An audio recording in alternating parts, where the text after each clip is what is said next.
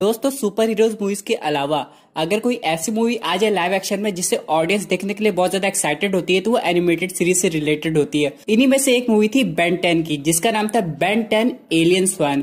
अब जब ये मूवी आई थी तब ये मूवी भी काफी ज्यादा हाइप बढ़ाई थी, लेकिन इससे ऑडियंस को और ज्यादा एक्सपेक्टेशन थी। फॉर एग्जाम्पल ये जो ओरिजिनल एलियंस दिखाया गया था जो बेन 10 यूज करता था वो सारे एलियंस नहीं दिखाए गए थे, गिने चुने थे।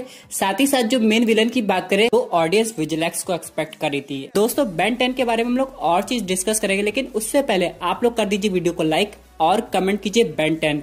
साथ ही साथ जो लोग मेरे चैनल पर नए आए हैं वो हमारे चैनल को सब्सक्राइब करके हमारी कॉमिक बुक टॉक्स फैमिली का हिस्सा बन जाइए। अगर हम लोग इस विलन की बात करें तो ये बेन 10 के यूनिवर्स का थेनोस है। वैसे यहाँ पे अगर पहली मूवी की हम लोग बात किया जाए तो यहाँ पे एक एलियन क्वीन को दिखाया गया था जो चिप के फॉर्म में सबको कंट्रोल करना चाह रही थी। और अगर कुछ गिने चुने एलियंस की बात किया जाए जो हमें रियल लाइफ के रूप में दिखाई दिए थे तो वो थे बिग चिल और ह्यूमंगस। और ज्यादा डिटेल में बेन 10 की ओरिजिन स्टोरी भी नहीं दिखाई गई। तो अगर टॉम हॉलैंड कोई बेन 10 मूवी कर रहे हैं जो कि अभी तक कंफर्म नहीं हुई है, लेकिन अगर ये कॉन्ट्रैक्ट साइन करते हैं तो कम से कम बेन 10 की एक सीरीज वाइज मूवी बननी चाहिए। साथ ही साथ मार्वल और डीसी की तरह उसका खुद का एक सिनेमैटिक यूनिवर्स बनना चाहिए, तब ऑडियंस उन सारे कैरेक्टर्स से कनेक्ट हो पाएगी और सबकी ओरिजिन स्टोरी समझ पाएगी।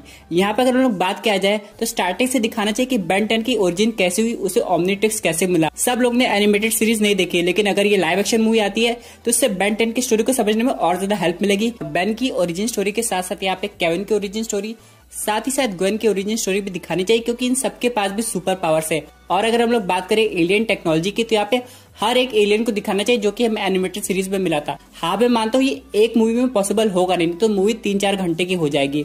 इसलिए अगर मूवी को 1 या 2 पार्ट में दिखाते हैं तो ऑलमोस्ट हर एक एलियन का वर्जन दिखाया जा सकता है। ऊपर से अगर विजिलैक्स का इंट्रोडक्शन हो रहा है तो इसको बहुत ज्यादा पावरफुल दिखाना चाहिए जैसे कि एनिमेटेड सीरीज में हुआ है, क्योंकि ऑडियंस विजिलैक्स को देखना चाहती है और उसकी भी स्टोरी समझना चाहती है। अब यहाँ पे हर एक सुपर हीरो मूवी में जितना इंपॉर्टेंट रोल सुपर हीरो का होता है उतना ही इंपॉर्टेंट रोल सुपर विलन का भी होता है। और एक परफेक्ट एग्जांपल हम लोग के सामने आता है थेनोस का।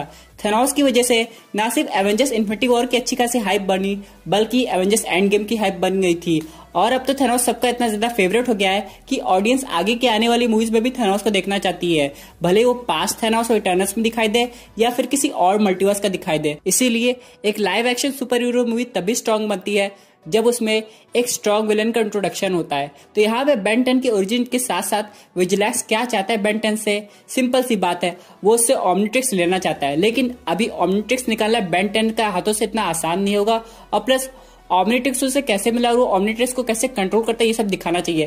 प्लस आप लोग अगर देखे होंगे जहाँ पे अलग अलग वर्जन के एलियंस होते हैं, तो अगर बेन 10 अल्टीमेट्रिक्स का यूज करता है तो उस एलियन का अल्टीमेट वर्जन निकल के आता है। फॉर एग्जाम्पल बिग चिल का अल्टीमेट बिग चिल, फिर ह्यूमंगस और का अल्टीमेट ह्यूमंगस। और ये सब अगर ऑडियंस को दिखाया जाएगा तो ऑडियंस एनिमेटेड सीरीज को जब रियल होते हुए देखेगी तो ये मूवी भी आराम से मार्वल और डीसी मूवीज की तरह भी अच्छी खासी कमाई कर सकती है। ऊपर से अगर टॉम हॉलैंड को कास्ट किया जा रहा है तो एक कैरेक्टर तो आ ही गया ऑलरेडी हाइप बढ़ाने, क्योंकि टॉम हॉलैंड तो ऑलरेडी स्पाइडरमैन के रोल पे काफी ज्यादा फेमस है। और रही बात ओमनिट्रिक्स से हर एक एलियंस को दिखाने की, तो आजकल सीजीआई इतनी ज्यादा एडवांस हो गई है, वीएफएक्स इतने ज्यादा अच्छे हो गए कि हर एक एलियंस को आराम से दिखाया जा सकता है बिना किसी परेशानी के।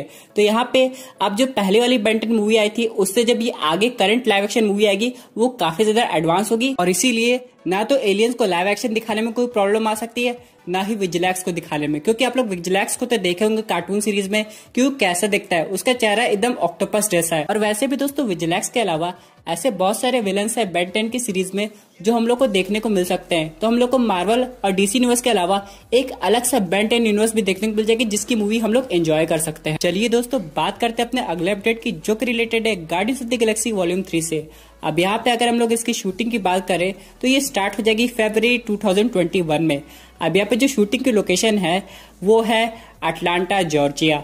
अब इसके बारे में एक चीज और रिवील हुई है कि एडम वॉलॉक यहाँ पे आना तो कंफर्म है, लेकिन इस मूवी के बाद एडम वॉलॉक का आगे के फ्यूचर क्या है। जेम्स गन ने पहले रिवील कर दिया है कि एडम वॉलॉक विलन के रूप में आएगा, लेकिन बाद में अच्छा हो जाएगा, क्योंकि जेम्स गन वैसे भी इंस्टाग्राम पे जब आते हैं वो अपने ऑडियंस के मैक्सिमम क्वेश्चन के आंसर देने की कोशिश करते हैं, और इनमें से सबसे ज्यादा क्वेश्चन यही होता है कि एडम वॉलॉक क्या फ्यूचर में बाकी सुपर हीरोज के साथ काम करेगा, क्या उसका इंट्रोडक्शन एवेंजर्स लाइफ में होगा, और क्या एडम वॉलॉक आगे जाके गैलेक्टस से फाइट करेगा, क्योंकि बहुत लोग सोच रहे कि अगर गैलेक्टस से किसी की मेजर फाइट होगी तो वो किंग थॉर के साथ होगी।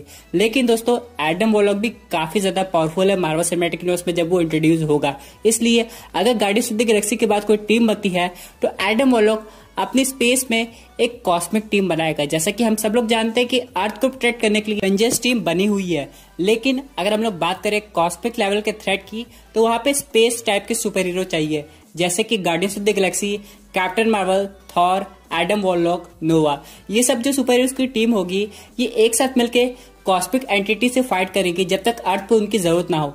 लेकिन अगर गैलेक्टस का थ्रेट आगे बढ़ते बढ़ते अर्थ पे आ गया तब एवेंजर्स और बाकी सारे कॉस्मिक लेवल के सुपर हीरो एक साथ मिलकर गैलेक्टस से लड़ेंगे। अब यहाँ पे गैलेक्टस से लड़ना कोई आसान बात नहीं होगी, इसलिए सामने जो भी रहेंगे वो हाई लेवल के सुपर हीरो रहेंगे। अगर गैलेक्टस अर्थ पे अटैक करने आएगा तो सबसे पहले उसका सामना होगा कैप्टन मार्वल से, फिर थॉर से, फिर एंड में एडम वॉरलॉक से भी होगा। लेकिन बहुत लोग का कहना है कि वांडा मैक्सिमोफ का क्या, वो भी तो काफी ज्यादा पावरफुल है और डॉक्टर स्ट्रेंज भी बचे। तो दोस्तों यहाँ पे जो गैलेक्टस की पावर है इसकी कोई लिमिट नहीं है। और यहाँ पे कॉमिक बुक में मेंशन भी हुआ है कि थेनोस गैलेक्टस से फाइट करने से घबराता है, यानी कि अगर थेनोस के पास इन्फिनिटी स्टोन्स ना हो तो वो गैलेक्टस से फाइट अवॉइड करना चाहेगा। यही एक रीजन होगा कि एडम वॉरलॉक का सामना गैलेक्टस से होना चाहिए, क्योंकि एडम वॉरलॉक की पावर लेवल अभी तक मार्वल सिनेमैटिक यूनिवर्स में नहीं दिखाई गई है। बस उसका एक ईस्टर एग देखने को मिला था पोस्ट क्रेडिट सीन में, लेकिन ना तो वो एवेंजर्स इन्फिनिटी वॉर में दिखाई दिया, ना ही एवेंजर्स एंड गेम में भी दिखा दिया। बहुत लोग को लग रहा है कि Guardians of the Galaxy volume 3 में उसका रोल ज्यादा नहीं होने वाला है, क्योंकि यहाँ पे कोई दूसरा विलन आने वाला है, लेकिन ऐसा होगा नहीं। और वैसे भी दोस्तों केविन फेगे ने ये ऑलरेडी रिवील किया कि मार्वल सिनेमैटिक यूनिवर्स का फ्यूचर कॉस्मिक होने वाला है, यानी कि पहले के जो 10 साल थे उसमें सिर्फ अर्थ से रिलेटेड स्टोरी दिखाई गई थी, लेकिन अब आने वाले समय में हम लोग को ज्यादा स्पेस से रिलेटेड स्टोरी दिखाई जाएगी, यानी कि कैप्टन मार्वल 2 का जो ज्यादा फीचर होगा वो स्पेस में दिखाया जाएगा।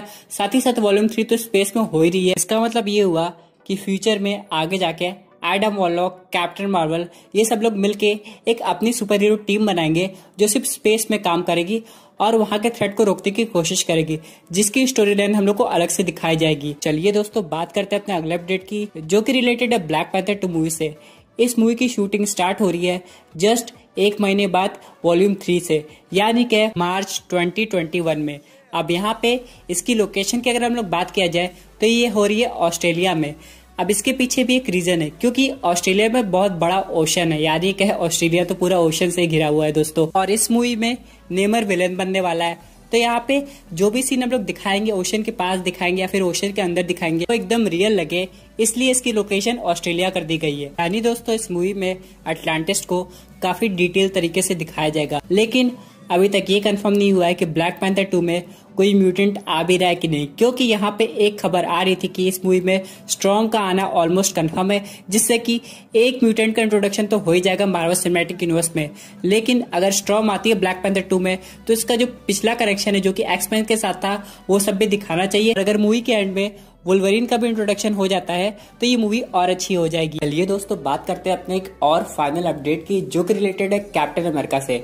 यहाँ पे falcon and the winter soldier की हाइप इसलिए भी बहुत ज्यादा बढ़ गई है क्योंकि बहुत लोग को लग रहा है कि स्टीव रॉजर्स जो कि अब ओल्ड कैप्टन अमेरिका बन गए हैं उनकी एंट्री की पॉसिबिलिटी काफी ज्यादा है। लेकिन इसी बीच अभी क्रिस इवांस से पूछा गया था क्या आप कैप्टन अमेरिका के रोल के लिए वापस आएंगे, तो क्रिस इवांस ने बोला था उनको बहुत मन करता है कैप्टन अमेरिका फिर से बनने का, अगर उनको मौका मिले तो फिर से आ सकते हैं। लेकिन इसके पीछे एक वैलिड रीजन होना चाहिए। यहाँ पे सिर्फ वो कैमियो की बात नहीं कर रहे जो कि सिर्फ 5 मिनट का हो, बल्कि पूरी की पूरी स्टोरी की बात करें जो ओल्ड कैप्टन अमेरिका से रिलेटेड हो। अब जैसे कि यहाँ पे फैल्कन जो कि अगला कैप्टन अमेरिका बन जाएगा उसको बहुत सारी गाइडेंस चाहिए होगी जो कि हमारे स्टीव रॉजर्स ही दे पाएंगे, इसलिए इनका होना बेहद जरूरी है। यहाँ पे अगर एवेंजर्स एंड गेम ये दिखाया जाता स्टीव रॉजर्स टाइम ट्रैवल करके चले तो गए हैं लेकिन वो वापस नहीं आया तो कोई मतलब नहीं बनता।